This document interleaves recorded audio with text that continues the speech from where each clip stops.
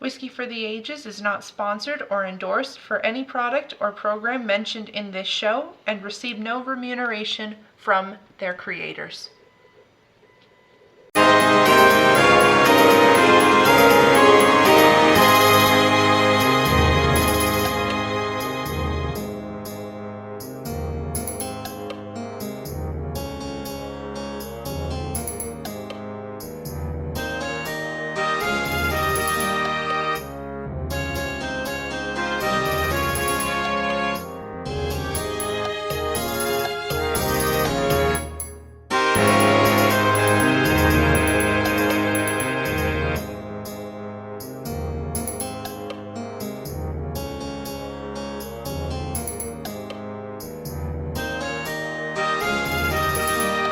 Hello everybody, and a warm welcome back to our Whiskey for the Ages podcast subscribers. Tonight I'm your host, Brian Dawson, and I've got Hannah here on my left. Big thank you to those of you who are tuning in for the very first time with us. And Alora is joining us on her last remote. Is it the last remote? Yeah, I'm leaving school in 2 weeks. I'm very, very excited. I am too. Big thanks to you. I'm excited. I hope that you enjoy these episodes, and always, if you know someone who is also interested in whiskey or maybe new to whiskey, please consider telling them to also subscribe to us, and also subscribe to us if you haven't already. We'd love to hear from you. Tonight we're doing a regular series feature. We're going back to whiskey history. This is my baby here. Yeah, I got to run the archaeology one last time, and now we get to look at history in a different way today. So tonight I'm going to talk about American whiskey history from 1810 to 1869. That's a pretty interesting block of time. Was there anything in particular that in general spoke out to you about those few decades? Well, as I was researching to do something for this series, and it wasn't this particular time frame, but I ran across a person that we're going to talk about that I've never heard of before. And interestingly, they're somebody that really might have had way more influence than we're led to believe. From that, I said, well, I can't really just talk about this person. I need to talk about other people around it. I see. And it just kind of fit together perfectly. Have you done previous episodes on this particular era, or have you previously talked about eras kind of bled into these decades? It did lead into this. Yes, our very first episode we did the history, we talked about the early settlers of America coming in. Mm-hmm. And we led right up until the late 1790s and early 1800s. And then we kind of jumped, I talked about scandal right after the Civil War. Yeah, with Ulysses S. Grant. Yeah, mm-hmm. Yeah, and then we kind of bounced around some other era as well. So this one's going to kind of backfill in where we were. Yeah, circle back. Yep. History tends to do that. There's no perfect end dates for things. You come across all kinds of debates on when certain eras end. So it makes sense why these eras and these history episodes would bleed together. And there were some other things, other topics that could have come up in this one too, but I just kind of like the way this one fits in.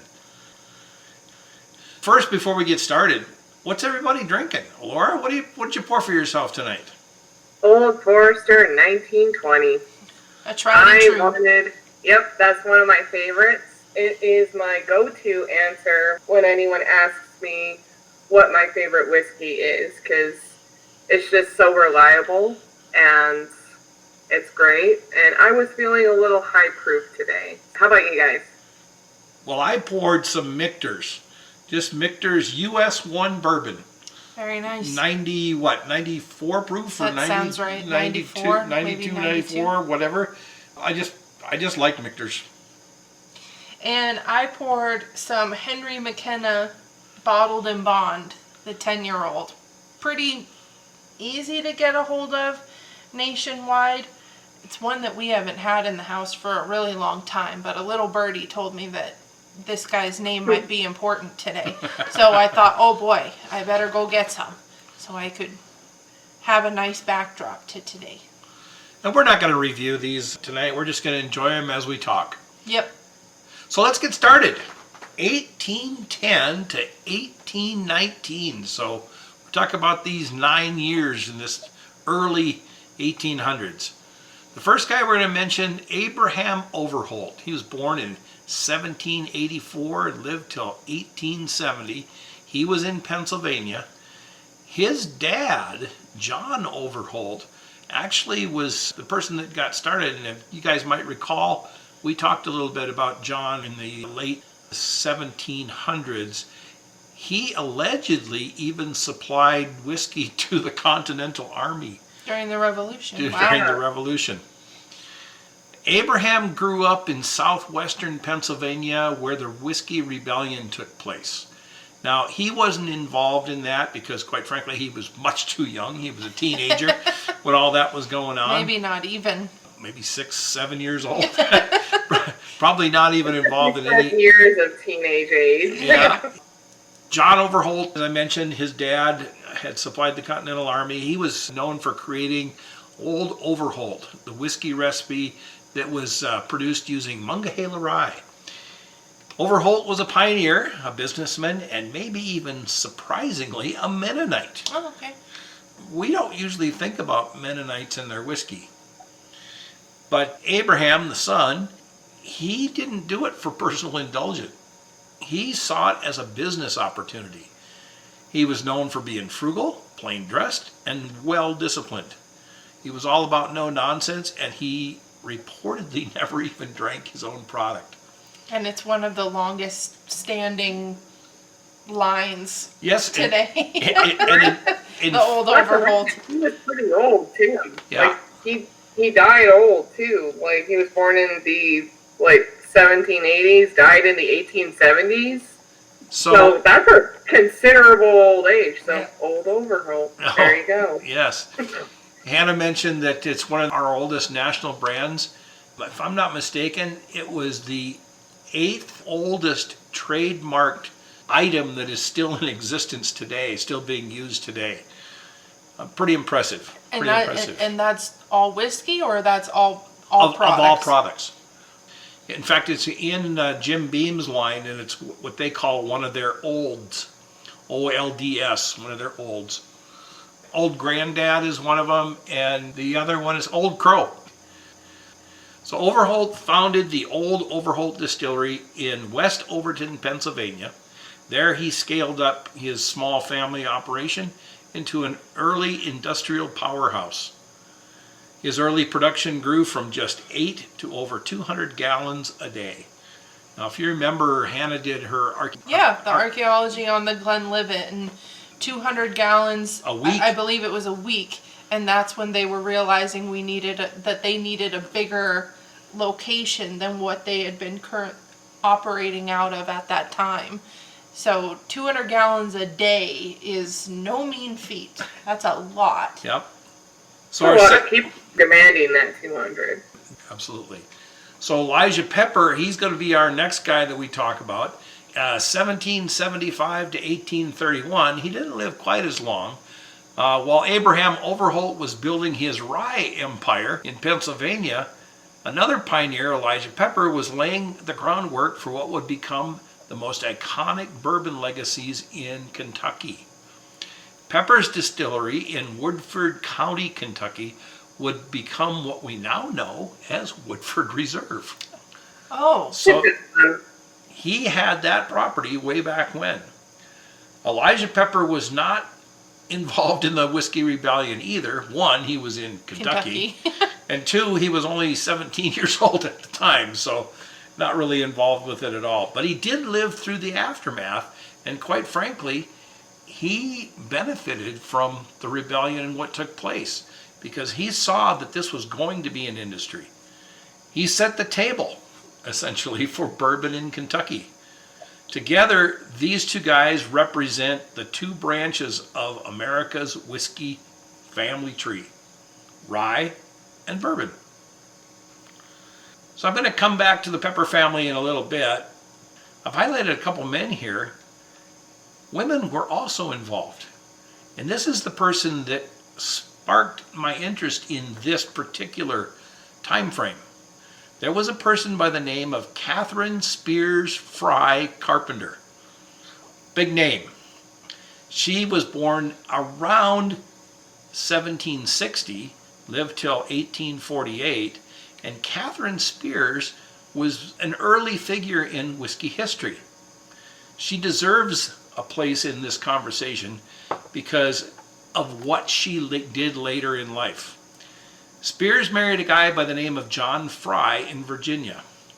And somewhere around 1780, along with her sister and her sister's husband, John Carpenter, and Carpenter's brothers, Adam and Conrad, they moved to Lincoln County, Kentucky. And like many settlers, they knew about distilling. After relocating, or very shortly after they got there, husband John was conscripted into the Revolutionary Service. So he went into the war, and in 1782 he was killed at the Battle of Blue Licks. Everybody thinks that the Revolutionary War ended in 1776. That is not the case at all. It went pretty long. Yeah, and that then was it just happened again in 1812. Yeah, Like, but 1776 literally was just a declaration of independence. it's a friendship letter, essentially. Here's why I'm getting rid of you. And it's a breakup letter. It's like, okay, we are actually against you. We're actually against this relationship. We are done with you. And it took a few years in order for that to actually happen. Mm-hmm. Yes. When he was actually killed, it left Catherine a pregnant widow of 22 years old, and she had a young daughter as well. After the birth of her second child, Catherine married Adam Carpenter, her brother-in-law. That took place in 1784, and over the next 22 years, Catherine gave birth to 10 more children. She had 12 kids. Were they German immigrants? Or no? I don't know. You know, I didn't even think to look that up. Because Conrad is a very German name. It very well could be.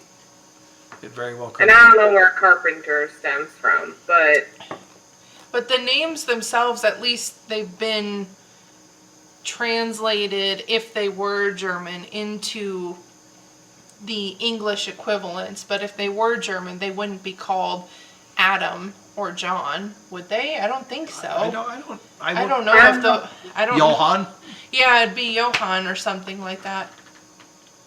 Catherine and Adam spent a lot of time on their farm, and over the time, they were able to parcel together nearly 1,000 acres of land. There they raised their children, produced various crops, tended livestock, rented out land to the neighbors, and converted neighbors' surplus corn into distilled spirits. Adam Carpenter died in 1806, so there she is, a widow again. So I wonder what the age differences were here all along, because, like, how old are you, Adam, when you're croaking? I don't know. It's hard to say. Poor Catherine. That's a lot of children in a short period of time. A lot of children. And it's like every 2 years you pop out another one. Wow. That's a no. Cruel and unusual. No. Yes. That's awful. But legal documents at the time, Catherine inherited about 667 acres, as well as the farm, the livestock, some household items, and then most significantly... Hold on, she was allowed to inherit? She was allowed to inherit. At that time, she was. Who was going to take the land? She's out there in Kentucky. I'm just looking at how women were treated. I get that. The records also state a most significant item left to Catherine was one Negro boy. It was the first mention of slaves within the household. The widowed mother kept farm going until her passing in 1848. Now here's where it gets kind of interesting. This family kept meticulous records. There were multiple land exchanges, tax payments in her name, and so on. But by 1815, one such entry lists taxes were paid on 100 gallons of distilled spirits, showing Catherine was the head of the household. In the family documents also was found a handwritten double recipe for distilling whiskey. On one side of the document was a recipe for sour mash, and on the other side was a recipe for sweet mash whiskey. So sour mash and sweet mash does not mean that the whiskey tastes sweet or the whiskey tastes sour. It's just in the way it's made. A sour mash whiskey means they're taking a portion of the mash that's left over and making new whiskey from that, along with new water and new grains. It's just like sourdough bread. Exactly like sourdough bread. The sweet mash is a brand new make. There's nothing left over. They're just starting from scratch. Okay, so this is exactly like bread. Exactly. Yeah, that's a good analogy. Included at the bottom of the recipe is a secondary note written in a different colored ink with a date of 1818. There is no mention of authorship. Now here we run into some controversy. The document indicates that Catherine was a successful business person, a successful woman in business, but there is an authorship problem of the recipes. She couldn't read or write. So there is evidence, the documents illustrate that illiteracy. In the legal transactions, and even in her own will, Catherine's name appears at the end with her mark of an X in place of a signature. In addition, the 1840 federal census papers list Catherine as the only free white person in the household, with a marginal note handwritten in there was could not read or write. However, there's also evidence corroborating the recipe authorship. The papers they found had many written aids for running her farm, probably written by her kids or relatives, both from prior and before her husband's death, including examples of food recipes, household chore lists, weaving patterns, and those, of course, sweet and sour mash recipes of 1818. Many of them do have names of authorship, family members. There were also solicitors' names. In other words, she had lawyers. Probably that's how she was able to inherit the land. Despite the lack of attribution, upon close analysis of the collected documents, the sweet and sour mash recipe has a clear and similar handwriting styles to many of the other documents put together in her behalf. From this, it's believed the mash recipes were in fact developed and used by her. So what intrigued me about this person was she's doing a sour mash recipe, probably because they made bread, probably because they made sourdough, and it just made sense. Yeah, and plus it's economical too. She's got 10 kids to raise, all in which are very close in age to each other, so she wants to take care of the family.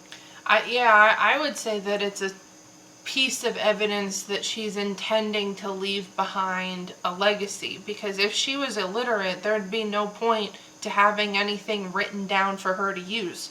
She couldn't read the recipes, she couldn't do any, it would have to be something she'd have already memorized in her head. This is how you make the sour mash, this is how you make the sweet mash, and all of the other written pieces of documents that they'd found would tell me that she's intending to leave them behind for somebody else to use and carry it on. And this next thing I'm going to say kind of illustrates what you're talking about. Records show that Catherine was a wealthy landowner. She may not have wanted people to know she was illiterate. And in the 1845 Casey County tax records, they list Catherine was worth over an estimated $13,000, which is over $500,000 in today's money. She also cared for her people. Upon her passing, her enslaved population were given their freedom and a place to live on her land. And there's no indication that that did not happen. I mean, as far as when you look at things for the time, that's probably more than what a lot of other slave owners were doing for their people. That actually seems a bit like how the Romans went about slavery when they were around. All the same, it's unfortunate that it had to come to that, and that they couldn't have been free while she was still alive and just given a job. Absolutely. That's really how it should have been, but here we are. A part of me also wants to ask, because indentured servitude was also a very real thing. Just how many of her staff were indentured servants? That's a good point. Because they're different from slavery in that they basically well, a lot of them, I'm not saying all of them, a lot of them immigrated over to America and they could not get a job. They just couldn't. Well, a lot of them were brought here against their will and were told. True. I think that's really how it went down, and history tries to make it sound more palatable by saying they immigrated here and looked for a job, which wasn't really the circumstances that they were under. But so kids, don't believe your A-push credits. Yeah. Believe some of it, but not all of it. So Catherine Carpenter didn't just dabble in whiskey, she pioneered it. She truly pioneered it.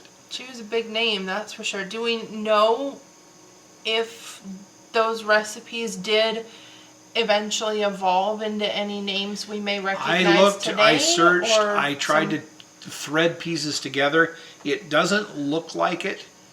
There's no evidence that it did. The records that were there were family papers. It doesn't look like they went anywhere else. But because she was such a wealthy person, it wouldn't surprise me if she didn't influence other people of the time. Mm-hmm. Or if, you wonder who became the landowner after her. If it would have been one of her children, that would make the most sense. Yeah. Maybe they decided to not carry on distilling. That would be what I'd be inclined to think. I would think so as well. I would think so too, because in that time period, I mean, if your parents are in a line of business, it's very, very rare that the kid would ever pursue something different. Like apprenticeships within the family were very, very popular. So it's really interesting, because I would think that at least one of the 10 would have carried it on. Or could have passed on their knowledge to somebody else. Mm-hmm.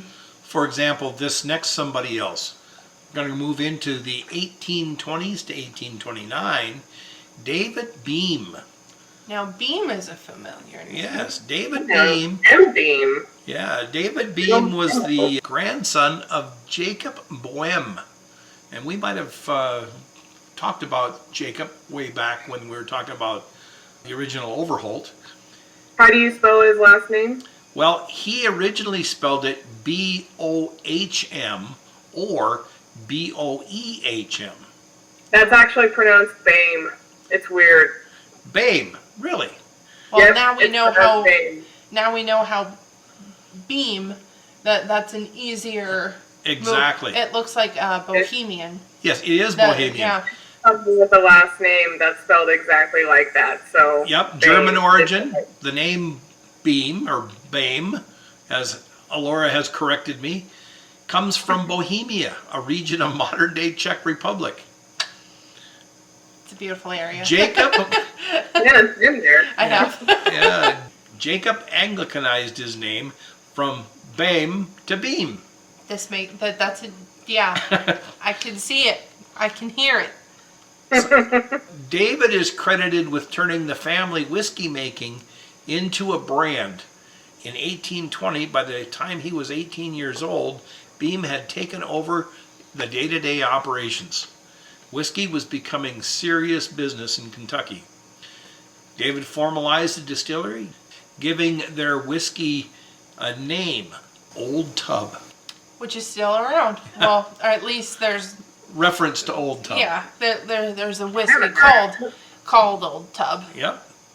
It basically referenced the fermentation tubs, the big vats where fermentation was taking place. Old Tub was sold both locally and regionally. And then keep in mind, this is the early to the mid 1800s. There were no legal standards for bourbon. Beam helped shape what quality bourbon would become long before bourbon was protected by any kind of definition. So while the grandfather Jacob started it, David built the framework. David Beam was certainly one of the first distillers to see the operation as a business. Kind of like Oscar Pepper. It's a business. They're going to make some money at this. And at the time of his death, he passed on a stable, recognized whiskey brand. And without David Beam's foresight and business smarts, we wouldn't be talking about one of the longest running family dynasties in American spirits. It really can't be understated that it is one of the longest running family dynasties. Like that, period. Total for a reason. Yeah. Yep. This is a big name, and there's no other word for it but dynasty. So now we'll go back to old Oscar Pepper. From the 1830s to 1839, Oscar Pepper, also in Kentucky, he was the son of Elijah. We talked about him just a moment ago, who built those distilleries in Woodford County and near Frankfort, Kentucky. Born in 1806, Oscar refined bourbon making. When his father passed away in 1831, Oscar took over the operation. And in 1838, he built what was considered then the Oscar Pepper Distillery. What sets him apart from everybody else is who he worked with. James C. Crow, or Dr. James C. Crow. Who we've established before in previous episodes. I remember this dude. We Yeah, established before that this was not the Jim Crow of the Jim Crow laws at all. This is somebody unfortunately named with the same Exactly. name. This is a doctor. So I'm going to tie these two guys together here because they worked hand in hand with one another. Crow wasn't just another distiller. He was actually born in Scotland. He was a physician and a chemist, and he trained at the University of Edinburgh, and then he relocated to Kentucky somewhere in the 1820s. There he took a look at what was being made, and he decided he would certainly want to step in and help out. Crow applied chemistry and record keeping to the distilling process. Now, it would only make sense that you do record keeping, but up until that time, most whiskey makers were either doing guesswork or they were just doing whatever they thought felt right. Now, remind me again. So we were talking about Catherine, though, and she had done all of this record keeping, or Yes. had somebody do it for her. Yes. Was that done at the? Who came first? Do you think Catherine. James or Catherine? Catherine came first. Her recipe was written down in 1818. Okay. And he relocated to Kentucky in the 1820s. I looked at where the two lived. They were roughly about 170 miles apart, 150 to 170 miles apart. Back then, that would have been significant. It's unlikely they would have known each other. Yeah. But it's also entirely possible her methods were being used by other people around her, and that would have expanded outward. Because, I mean, it only makes sense. Like the chemistry, you leave something out to ferment. And in theory, the longer you leave it to ferment, the better it tastes. Like it's a simple kind of thought process. Mm-hmm. And if he went to university, that would be something that would have already been ingrained in him to do record keeping. Right. I just find it really interesting that Catherine would have had the foresight to do it before it was really popularized to do. Absolutely. Somebody, I also think that recipes get passed down. That is the livelihood of families. Recipes, in order to keep the family alive, you gotta have like something that works. And stuff like that. I mean, even now, like recipes get passed down to, kids. I've got a recipe that my dad's grandmother makes for buttermilk pancakes. It got passed down on to me. Yeah. So interesting. I think it's more, yeah, I think that is more of like just, keeping the family alive, making sure that those kinds of records, otherwise she wouldn't be as avid about producing a legacy if she wasn't avid about record keeping in general. And the Frys and the Carpenters brought distilling with them when they left Virginia. So maybe they were already doing it then, but didn't actually have anything written down. Mm-hmm. Very A possible. lot of old traditions just don't get written down. Mm-hmm. Yep. So That's why they're called oral traditions. Yep. So Oscar and Crow defined and perfected the sour mash process. It's nice that you're tying the two together here, Hannah. Introducing better consistency across the batches and controlling the acidity in the fermented mash. It made for healthier fermentation. Crow made the process replicable and reliable. By stifling the bacterial contamination in the next batch, it kept consistency throughout the batches. Which is really important for a chemist. You use words like replicable and reliable.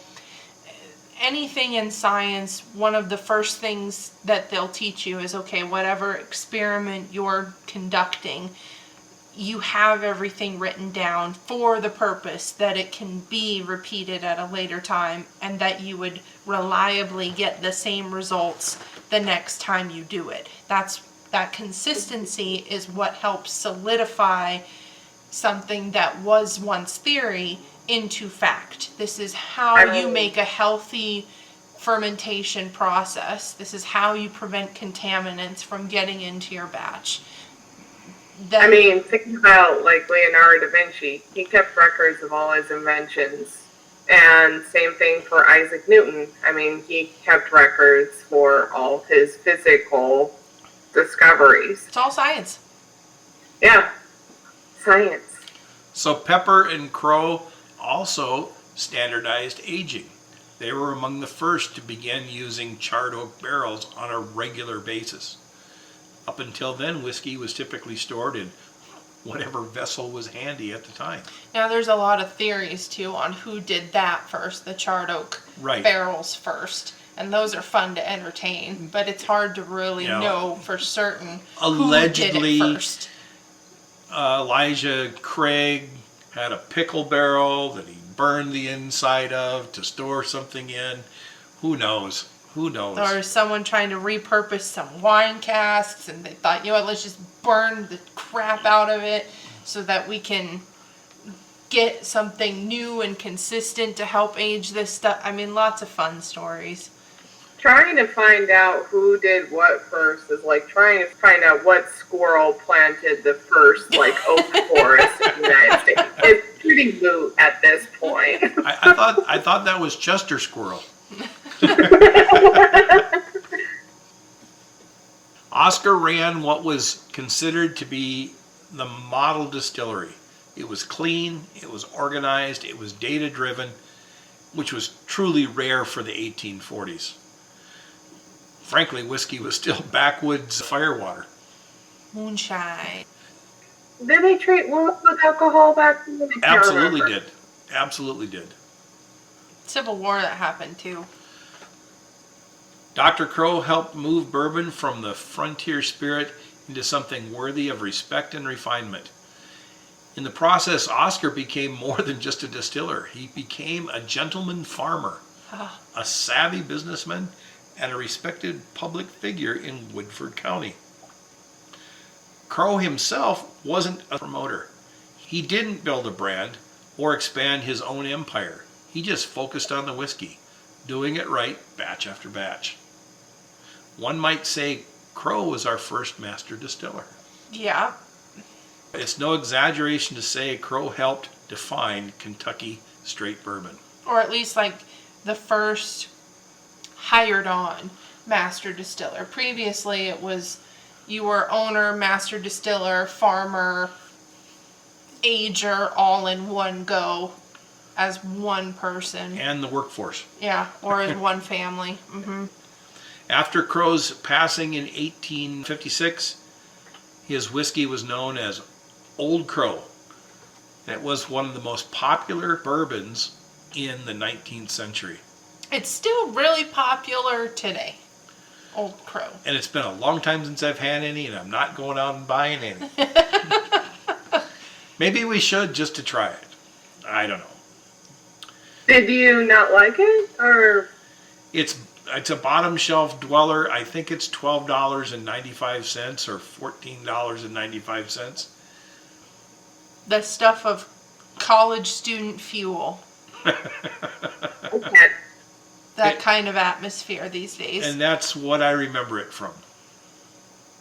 When Oscar passed away in 1867, the legacy lives on in his son, in James E. Pepper.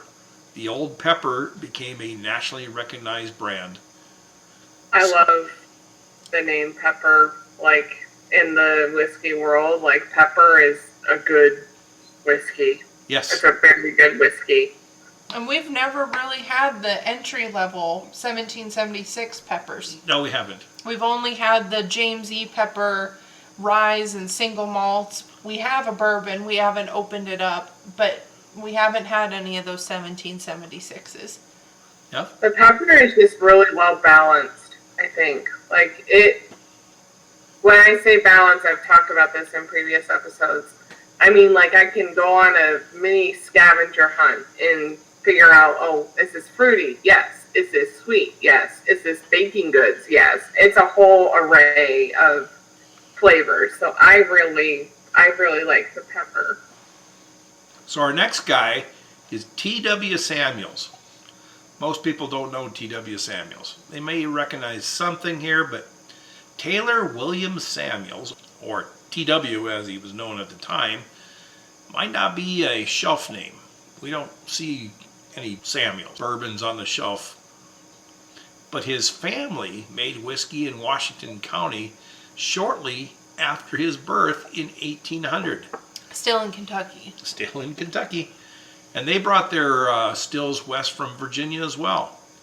T.W. built his own distillery near Datesville, Kentucky in 1844, selling whiskey under his own name. It was said to be consistent and reliable, and Samuels run his own operation when the distilling moved to a full-blown business. His distillery never grew very large, but he held strong regional appeal, much like the Beams. While we might not recognize the name today, Taylor William Samuels was the great-grandfather of Bill Samuels Sr.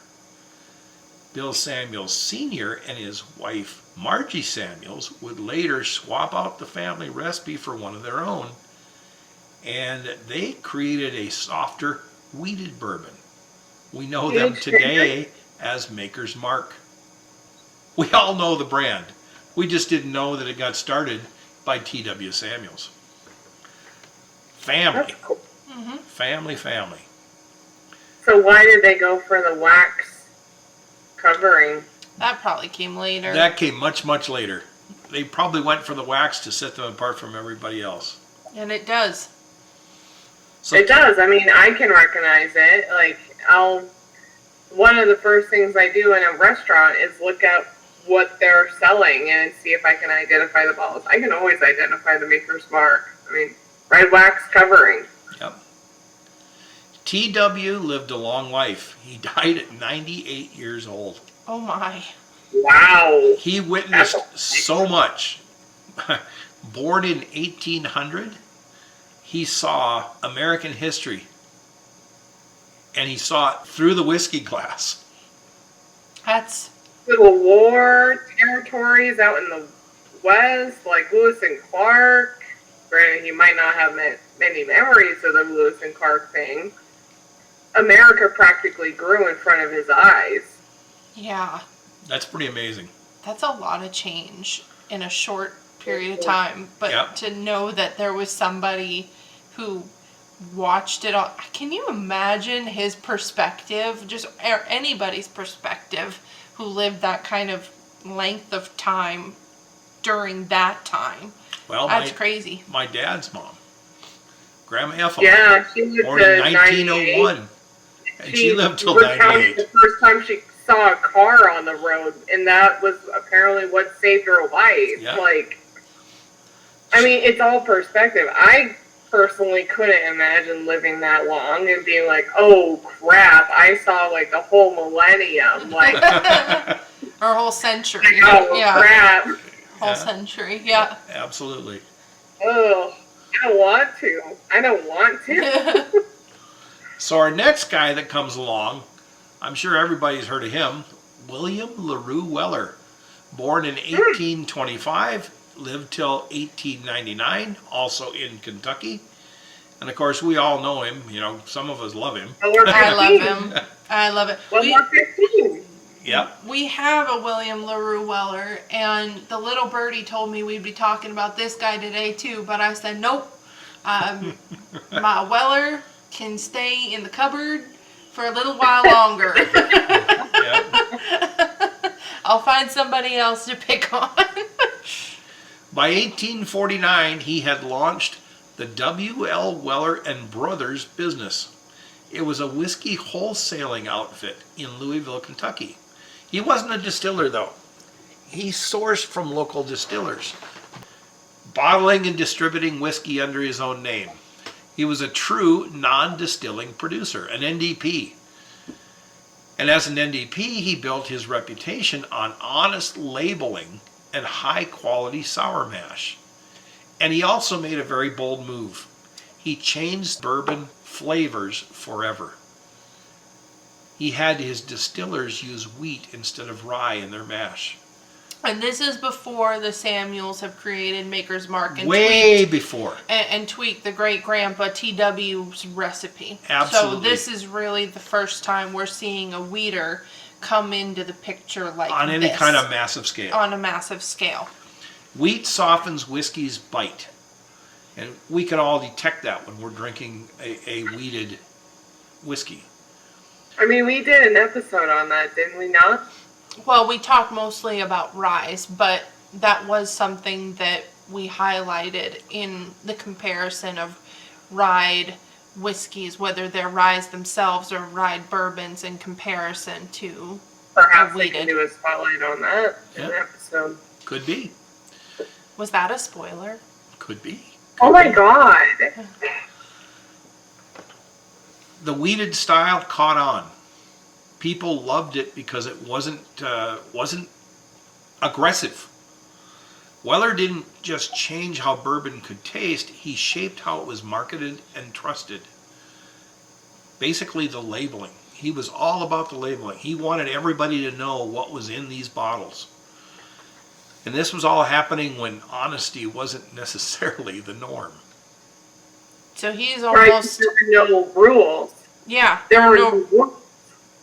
Yeah, there are no rules yet. There's no Bottled and Bond Act yet. So you kind of wonder if he's, I mean, well, I don't know if it's even a wonder. He does seem to be He was a contemporary. the front runner to this whole, we need regulation and clear labeling and clear definitions of what it is people are drinking. There's no doubt in my mind that he knew Colonel Taylor. Yeah, and influenced him greatly. Yep. So we're going to move on to the next decade here of 1850 to 1869. So I expanded this one just a bit. 20 years. So our first guy we're going to talk about is Henry McKenna. Aha, here he is. So Hannah's having some of this McKenna. Hannah, I'm going to ask you, what do you think of this McKenna? I like it. It's been a long time since I've had Henry McKenna, but it's still a completely enjoyable product. This is a Heaven Hill product now. That's where it sits. And you can definitely taste the Heaven Hill funk. There's more spice here alongside the fruit there is, but the spice I think comes forward the most. Get some nice char, nice oak. It's just a warming Bottled and Bond bourbon. I like it. It's not anything that's going to steal the show, but for a little $40, $45 kiddo there in the liquor store, I enjoy it a lot. So Henry McKenna, unlike his contemporaries, Henry was born in County Derry, Ireland in 1819. He immigrated in the early 1930s, and he ended up in Nelson County, Kentucky, in the heart of bourbon country. McKenna brought his family whiskey recipe with him, but rather than replicating that Irish style, he adapted it to Kentucky's climate, their grain, and their traditions. By the 1850s, he was distilling under his own name, and in the 1850s, distiller would be selling barrels to brokers. We talked about that with Weller. Mm-hmm. They would water it down and blend it or do whatever before bottling and distribute it. But not McKenna. He was obsessed with quality. He was also known for cleanliness. He boiled the water to sanitize his equipment before he began to use it. And it was not at all a common practice in the mid-1800s. Because at that time, germs really weren't completely understood yet, that contaminants could be transmitted in all of the different ways we know how they are now. So that's a pretty cool thing. He also barrel aged all of his product, just like the other guys we talked about. And it was long before it became a standard practice. He had full control over his quality and his branding, and even he bottled his own bourbon. Quite a good pioneer for us there. Definitely. So I thought we'd end this little tale with a story that has it all. There's an entrepreneur, there's a little bit of controversy, there's two of the most iconic names in whiskey, and, of course, some legacy. My final chapter begins with a Lutheran minister and businessman by the name of Dan Call. Of course, not very many of us know who Dan Call was, but Reverend Daniel Call was born in 1836. He farmed in the Lynchburg, Tennessee area, and by the early 1850s was operating a small distillery behind his general store. To put it in today's term, distilling was a common side hustle at the time. Which I think is an interesting perspective to put really this whole episode into. We know in the late 1800s and of course in the early 1900s up through Prohibition, whiskey and all alcohol was seen very much as something that could be and was abused by many people. It was part of recreation. It was something that could turn people into individuals who were less than savory. It could bankrupt families. But I feel like during this time, especially through all of the stories and individuals we've talked about today, whiskey really wasn't seen as anything other than another business. You could have it makes sense too. Yeah. It takes time and a lot of sitting around and waiting for things to happen. Yeah, but you could have, it doesn't seem like this particular business enterprise was that far off from people who were making shoes. Or making soap. Or making soap. Or making bread or whatever. We're building railroad or whatever the case was. This was what you did. Absolutely. It wasn't anything crazy. You had to do what you had to do to make money. Yeah. There wasn't any sort of part-time, full-time anything. It was a side hustle. Yeah. Work, and you earn money and then you die. That's the whole thing back then. So you work to stay alive. So not many people may know or recognize the name Dan Call, but he put two people together who are way more familiar. Nathaniel Green, born in 1820, lived till 1890. He's also from Tennessee, and he was working behind Call still. His name, maybe we know him better as Nathan Nearest Green. He was also a slave at the time. Uncle Nearest. Uncle Nearest. but he was known for his mastery of whiskey making, especially a charcoal filtering process, which is now known as the Lincoln County process. It really, the Tennessee style Exactly. of whiskey is charcoal filtered. So essentially they take a column of roughly 10 feet of maple charcoal, and before they bottle the whiskey, they pour from the barrel directly through this charcoal and filters all the impurities, the fatty esters out of it. It can leave whiskey tasting a lot softer. That strips out a lot of the harshness with a lot of whiskeys. It adds a bit of sweetness to it actually, and I think it's because it's stripping out things that would come across as harsher.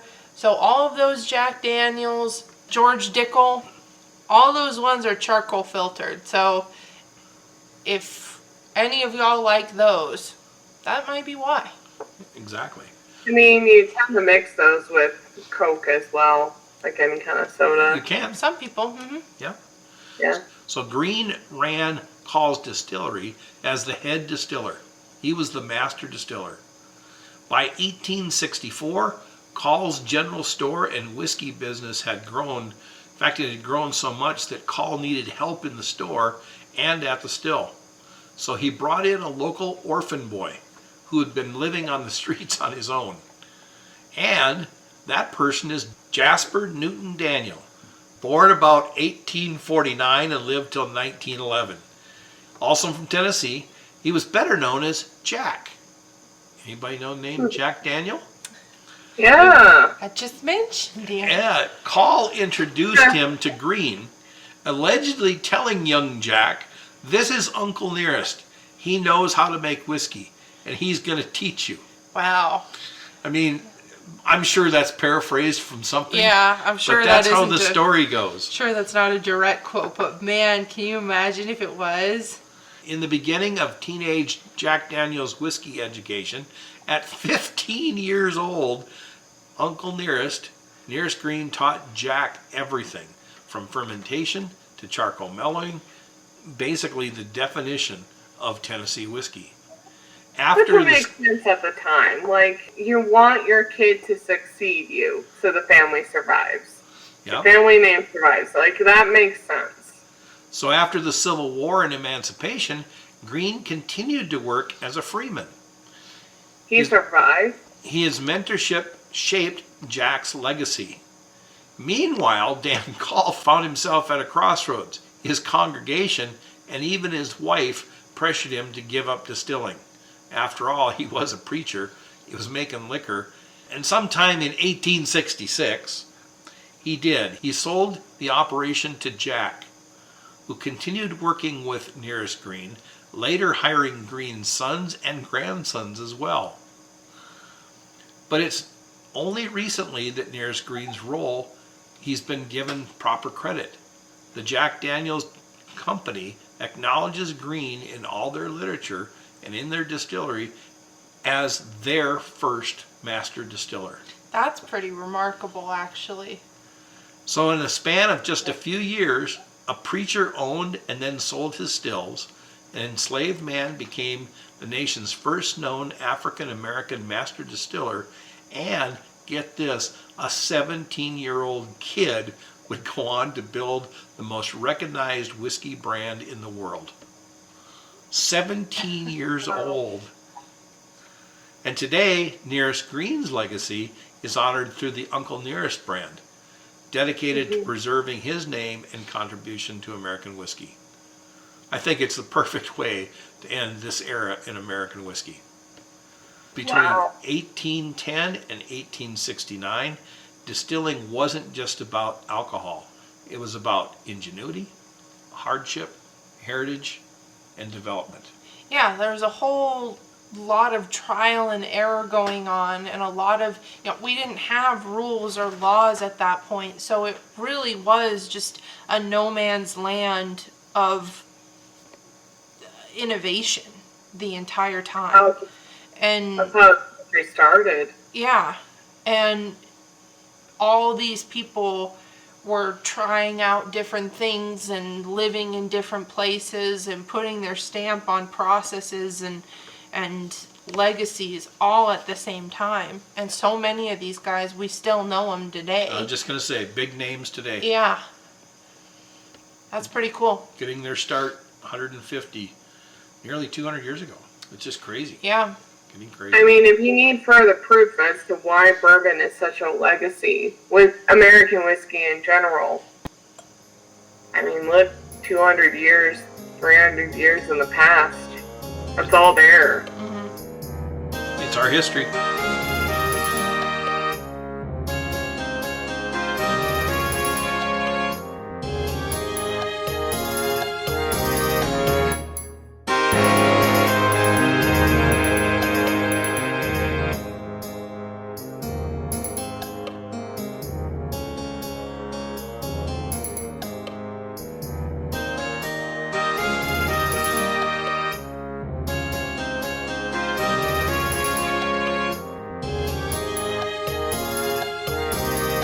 All right, let's move on to this fortnight in whiskey. My first story this week is the nation's largest alcohol wholesaler has settled a contentious lawsuit. So there's this company called Southern Glazer's Wine and Spirits, and they've agreed to settle a major antitrust lawsuit. They are the nation's largest alcohol wholesaler. Basically, they get alcohol from the distillers, they warehouse it, and then distribute it to the retailers. The retailers buy it. Yeah, and when we're talking about antitrust, that's when you want to be thinking about Teddy Roosevelt. That's when you want to be thinking about monopolies. So that's kind of interesting. So there's this other company called Provi, P-R-O-V-I. And they're an online alcohol marketplace. They had sued Southern's in 2022, alleging that Southern, along with another large wholesaler, Republic National Distributing, had unlawfully boycotted its platform. Provi is this online platform which was founded in 2016 in Chicago. They connect alcohol suppliers with distributors and retailers. A store or restaurant owner might use Provi to see what wholesalers carried what spirit, and then placed orders from multiple wholesalers through Provi. Southern Glazers fulfilled more than 120,000 orders for Provi between 2016 and 2021. According to the lawsuit, the legal complaint alleged that Southern and Republic created similar platforms and required their customers to use the app instead of Provi's.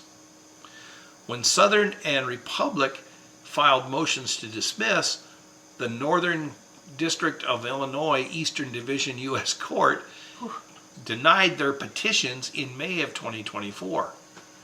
The case then headed towards discovery. All of the evidence comes forth Yes. and is shared between attorneys. And so in the discovery phase, lots of stuff is going to come out. Yep. And it's believed that discovery is what Southern Glazers was most worried about. So rather than let their dirty laundry get aired, they decided to settle. The terms of Provi and Southern settlement were not made public, and it's believed that Provi did get some form of compensation and the ability to continue operating their business model without fear of retaliation. Provi's case against Republic is still out there. We'll see what's happening. Now somebody might ask, why do I even care about this little story? I'm keeping an eye on it because I think there's bigger ramifications. I want the ability to buy product across state lines. I want the ability to have a distiller sell directly to me. I don't want to go through a middleman. And I think that this story is the groundbreaking type of thing that can get us there.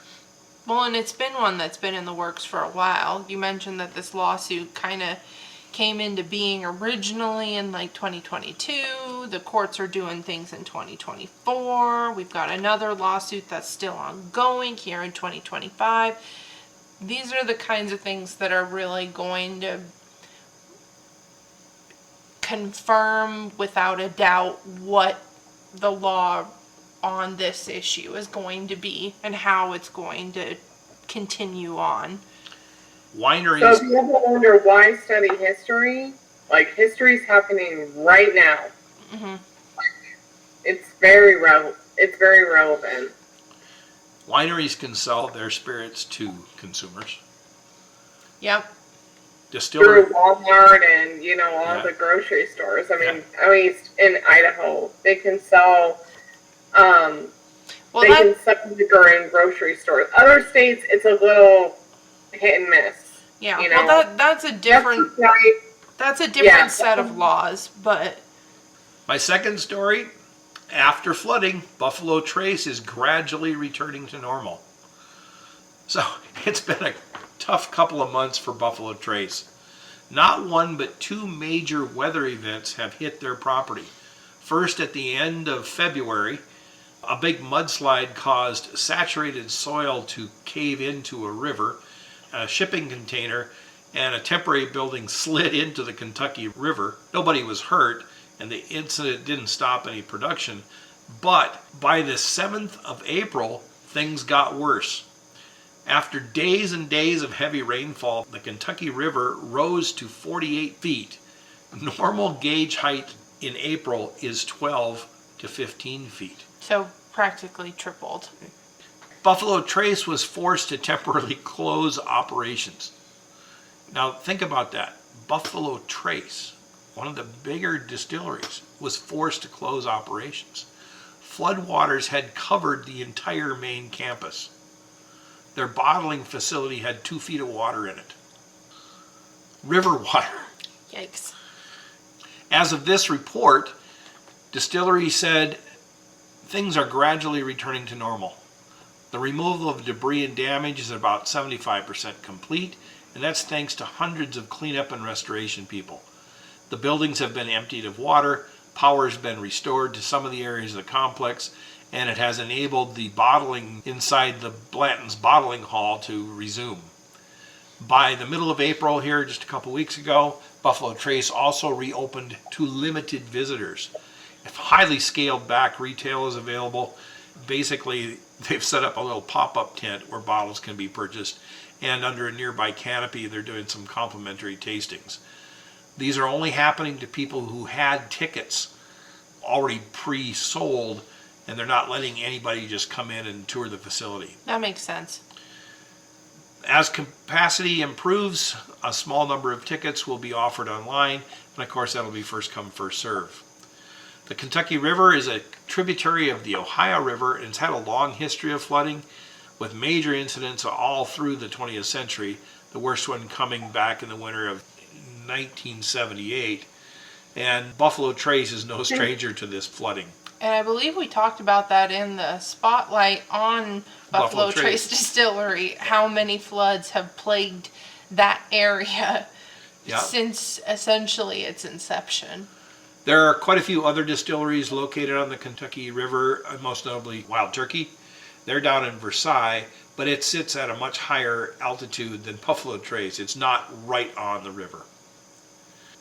Sazerac and Buffalo Trace CEO and President Jake Wentz said the distillery will be up and running soon. He didn't give a date. Barrel inspections and assessments are underway. The process is expected to take several weeks, and Buffalo Trace expects barrel loss to be quite minimal. Well, you know that regardless of all of that, as has every good distillery ever, when calamity has fallen, there will be a batch of something that will come out that will be labeled the flood. The flood. There's going to be the flood release. The flood release. There's going to be something like that that's going to happen. Guaranteed. Honestly, if there's anything that is resilient in a part of American culture, it is whiskey. I can't think of a more resilient standing point in history other than whiskey. Whether it's through fire or flood or tornado. or all of the barrel houses collapsing. Have caused calamity in some way to the whiskey or to the whiskey. I can't think of a more resilient form of anything that is representative of American culture. Yeah. So my third story, Heaven Hill fills its first barrel in its new distillery. Now, nearly 3 decades after the fire destroyed its original site, Hannah talked about this, Heaven Hill is back at its original home in Bardstown, Kentucky. In 2022, Heaven Hill made plans to build a $135 million distillery. The project ultimately is totaling right at $200 million. The new site filled its first barrel on April 7th. The full project is expected to be completed later this fall, and the site will initially produce about 150,000 barrels annually. That's more than 200 gallons a day, I would wager. With a capacity for up to 450,000 barrels. Distillation will continue at the Bernheim distillery, where they've been operating all along, which is the largest single-site bourbon distillery in the country. Bernheim has a distillation cap, also roughly 37.5 million gallons of distillate annually, or about 150,000 gallons a day. Definitely more than 200. Definitely more We've than come 200. a long way. Yes. Heaven Hill's bottling and aging operations are still in Bardstown, and the Bernheim facility produces Old Fitzgerald, Bottled and Bond, the Heaven Hill Heritage Collection, and of course the Elijah Craig. But not the Henry McKenna, No. I guess. No. To commemorate the occasion, Charlie Downs served as the day's honorary master distiller. Downs is the only employee in the company's history to have worked at all 4 Heaven Hill sites. The original Heaven Hill Springs Distillery, where he began his career back in the 1970s, the Bernheim Distillery in Louisville, the Evan Williams Experience, and now the Heaven Hill Springs Distillery. The company will celebrate its 90th anniversary in December this year and will soon have the capacity to double its output to just under 1 million barrels of whiskey a year. Hopefully that means a lot more availability for the rest of us little folk. So I've got 2 bottles for us to search for. First one intrigues me. How Maker's Mark crafted a new whiskey that's unlike its beloved bourbons. When it comes to wheated bourbon, there are a few names that come to mind. Pappy Van Winkle, of course, the Garrison Brothers, Larceny, Old Fitzgerald, Weller, and of course Maker's Mark. Maker's Mark makes bourbon from one mash bill using red winter wheat instead of the rye like we talked about earlier. Mm-hmm. Maker's Mark has released a new whiskey. It's known as Star Hill Farm Whiskey. It's a straight wheat whiskey. Oh. This is the first new mash bill for the Kentucky distillery.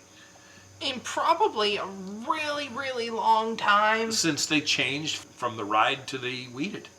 Maker's Mark, all of the variety you get with them is in their aging techniques. It's not within the mash bill, aka the recipe itself. It's a rotation of several different types of oak staves that they put in there. The rotation of the barrels top to bottom. The rotation of the barrels top to bottom within the rickhouse. It's all in the aging process that Maker's Mark tweaks with its flavors. So for them to roll it all the way back to a change in their recipe, that's pretty significant. Star Hill Farm Whiskey Vital Stats. It's a small batch of just 300 barrels, 60% of which are regular new charred oak and 40% of which are experimental vessels, meaning American oak, French-American hybrids, and some grooved barrels. Again, with that aging technique variation, you wouldn't be Maker's Mark if you didn't play with that in some degree. In addition, the barrels are not being rotated.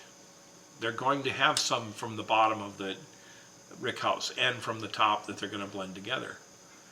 It's a blend of 2 different mash bills, 70% soft red winter wheat and 30% malt barley, and the other one is 100% soft red winter wheat.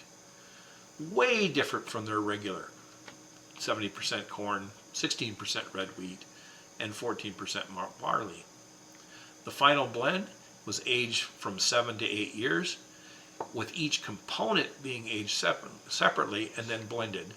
And it's being bottled at cask strength of 5735, which is really high for them, Yeah. at 114.7 proof. Oh, I bet it's good though. Oh, it's got to be good. It's gotta be real good. Starting the second week in May, start looking for it on the shelves at about $100 a bottle. You can take my money. I'll buy it. I've got a weakness for Maker's Mark limited releases limited release Maker's Mark. I'm there. They've got me hook, line, and sinker. I'll buy it every time. I don't have the willpower to say no. Yeah, there's a reason why they're so successful. Like, it isn't just like the whole, like, oh, they got a red wax covering for the lid. Well, now we know. The family goes all the way back to the 1800s. Yeah. I mean, it's a standing legacy here in the U.S. I don't think I've ever come across a bad Maker's Mark, honestly. There's some better than others. Good. There's some better than others, but you're right. All of them are good. They're all good. Yeah. Even your regular shelfer. It's line for me. Yeah. Like, there are some that are better than others, but it's just a reliable brand. Yep. So my final story and whiskey to search for, this one's going to be a little tougher to find. I'm going to say that right up front. So the story title, Tired of Bourbon and Rye? Try this unique single grain whiskey instead.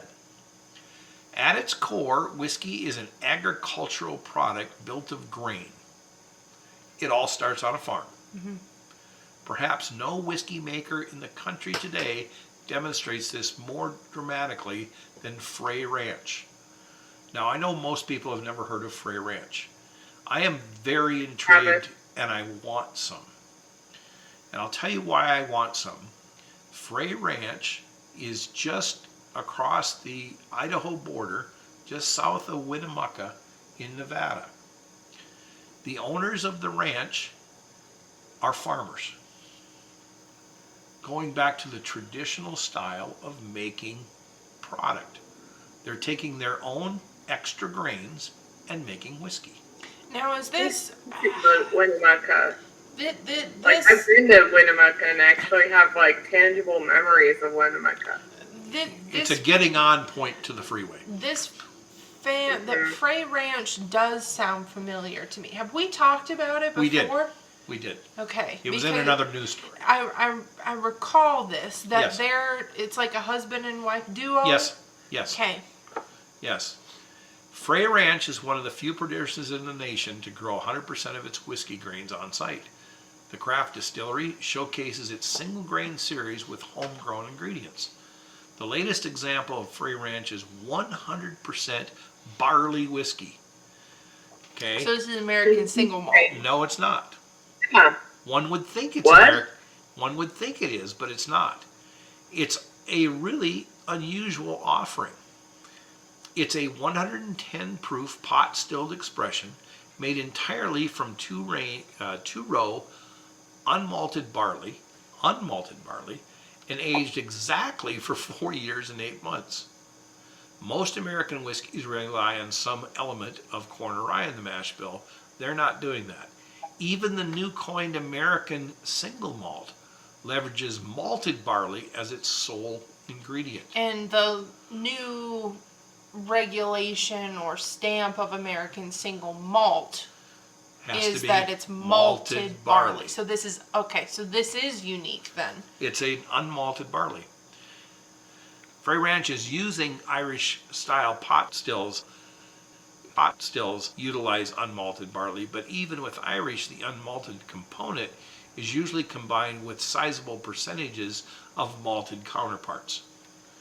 I have to ask, do you think that there's eventually going to be like an American whiskey, just like there's going to be an Irish whiskey, if this doesn't count as an American single malt? I doubt it. I think this is a really big one-off, in my opinion. Yes, That's how this... That's where everything starts, is a one-off. Yes, but we've got bourbon, we've got rye, we've got American single malt. There are other companies making, quote, unquote, American whiskey. Like Tin Cup comes to mind. That's not bad stuff, actually. And I just think that it'll be a while if we ever see it at all. So working with an exclusively unmalted ingredient is something of a pain, according to the phrase. Frey Ranch has to work to get the fermentable sugars out of the grain, which usually exist mainly as starch. Frey Ranch 100% barley distiller tasting notes, different than anything you've ever tasted before, according to them. And on the nose, it's nutty. It's freshly toasted croissants coated in slivered almonds. Oh my god, okay, sure, sure. The palate is a velvety texture immediately standing out. Okay, Honey sweetened breakfast cereal. sure. And a finish that's partly herbal but mostly like nutmeg. Why not? Like, I'm thinking Cinnamon Toast Crunch I with know. Pillsbury, like, no, no. When distillers do that, I just have to kind of, okay, sounds I good, mean, buddy. we've always mentioned take what they advertise as a grain with salt, because I disagree with Hannah on more occasions than not whenever we're reviewing whiskey. But this seems just so far-fetched, like croissant. You can identify a Croissant? French pastry? That's a lot. Not even just like, okay, here's the whole entire thing. A croissant is butter and flour and water. That's like the biggest combination that makes up a croissant, and you layer it a bunch of times. You're telling me that this has the flavor consistency of a French croissant. Not even just like a pastry in general. Yeah, it could be a pie crust. It could be. But, we gotta make sure it's a French and toast croissant.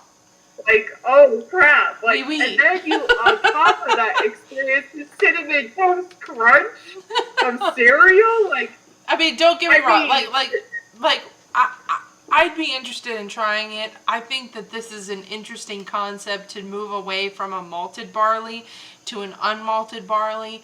They're definitely trying to capitalize on a market that does not exist yet and trying to be innovative, which is the whole point, really, of the grander scheme of the American single malt, which I know this can't fall into that category, but at the same time, it kind of falls into that category. And That's why I asked, like, do you think that there's going to be an American whiskey that just doesn't happen to fall into bourbon or American single malt? Because at this point in time, we're just trying to lay claim to what is a potential way of fermentating a grain. If there ever is, it's never going to be officially or legally or formally labeled with anything. It just won't. But, There's too many others. there's too many other things where you can fall into, and if you're not, you're just off-brand or whatever. I think this is an interesting concept. I'd be willing to try it. Sounds like a road trip. It sounds like a road trip, and it's to Nevada. I'd sooner go to Dry Fly. Check out check out the Spotlight in Distillery episode from this season if you haven't already, where I talk about Dry Fly Distillery up in Spokane, Washington, a whole bunch. Check that I'd out. sooner drive up to the Dry Fly, but I've been down there to Winnemucca. Yeah. Okay. So Frey Ranch's expanding lineup of single grain products include a smoky American single malt made with their own peat. Okay, bringing in the peat. All right. Whiskeys made wholly from wheat, and again from oat, and whiskeys made from malted corn, and now this 100% barley whiskey. SRP is a little steep here. $60 for a small. For a smallie, yes. 375 milliliter bottle at $60. So it'd be $125 at our normal 750 or 700 mil. Yeah. Ouch. I don't know. But who knows? If we get the opportunity to try it, we'll definitely let you guys know. So be on the lookout for that. Maybe it'll come up in something along the lines of a listener's pick, which, by the way, is going to be the next and final episode of this season. We've been tinkering around with which bottles in our bunker we're going to throw out there for you guys to vote on for us to review. I'm always so excited for those. I'm always so excited. We're pretty excited. We get something new. And do we get to review something. Do we want to actually tell the people what their options are going to be this year? Because we've formalized the final four. My goodness. Do we want to do it? Doing the Jeopardy theme song here. I don't know if we've ever actually done this on our episode 9 before, where we release the names of the bottles that you guys are going to get to pick from here for our season finale. We've got a Blood Oath Pact 11. This one has got a special finish on it in añejo tequila casks. Listen, if I had a vote, that would it's Blood Oath. It's Blood Oath. I haven't come across a negative Blood Oath. It's Blood Oath, and it's with añejo tequila this time around. That's gotta be fascinating. We've got Woodford Reserve Batch Proof. We talked about Woodford and how it kind of came to be just in this episode. So that one could really harken back to put a timestamp here on our season finale. 119.5 proof on that guy. We're going all out. We've got a Heaven Hill grain to glass rye. Now, there was some debate because, spoilers everybody, we actually have 2 different Heaven Hill grain to glasses, so maybe the other one will make an appearance next season. We'll see. But for this season, we've got the rye. You know me. That one's 123 proof.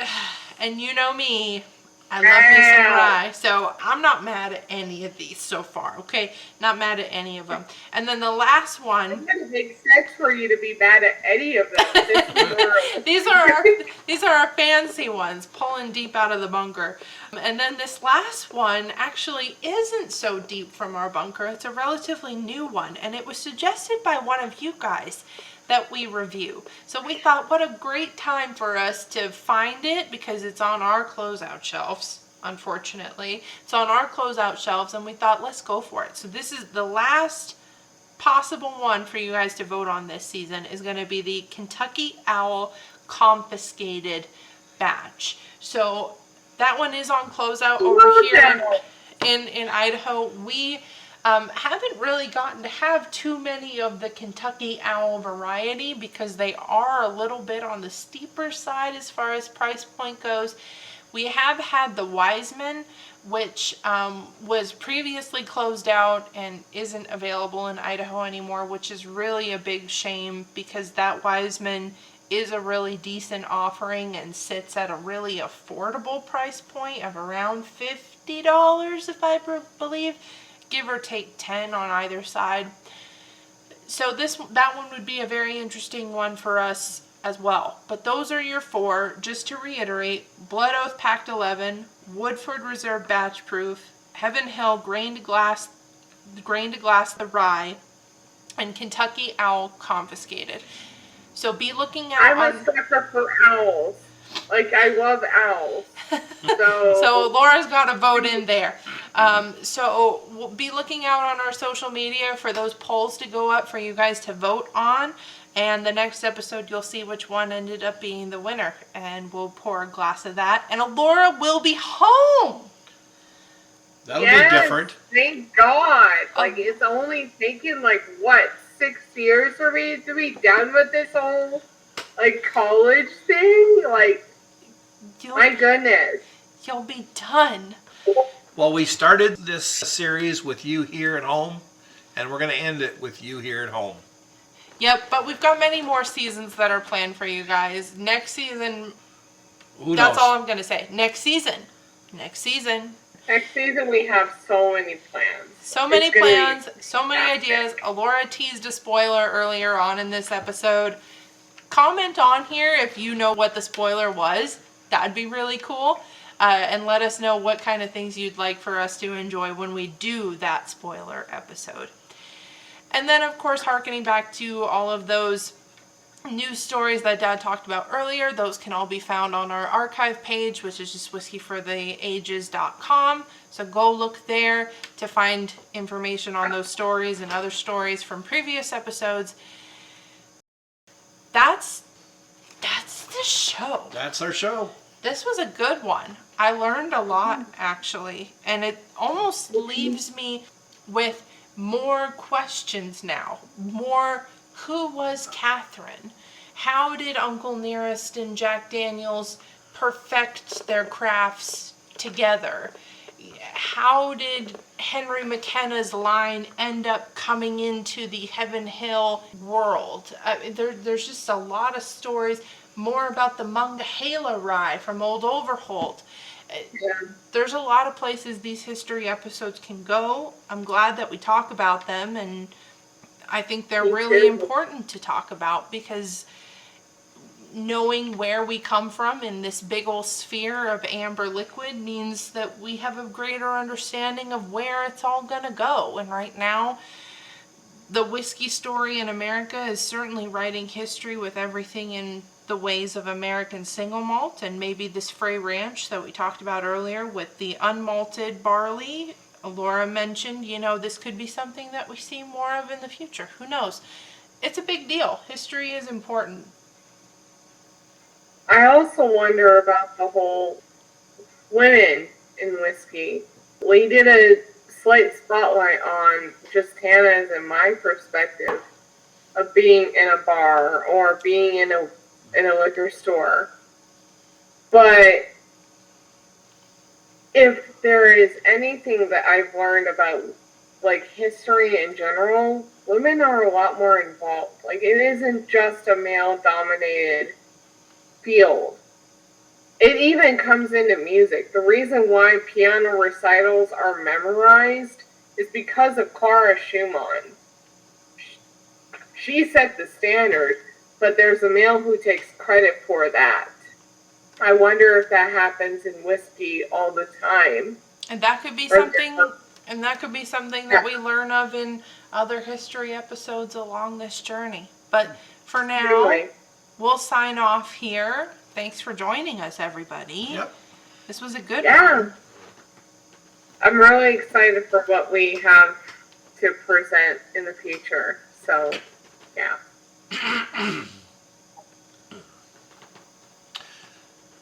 And so ends the other episode. Ah, jeez. Even at the very end. And so ends another episode. Please join us again in the near future. Look forward to that listener's pick review. You guys get to pick our next review for us. Subscribe so that you know when it comes out, and make sure that you vote. So, like my dad said, that concludes our episode. Great job, Dad. This was really fascinating. I learned a whole bunch. So as we always end our episode, cheers, everybody. Cheers.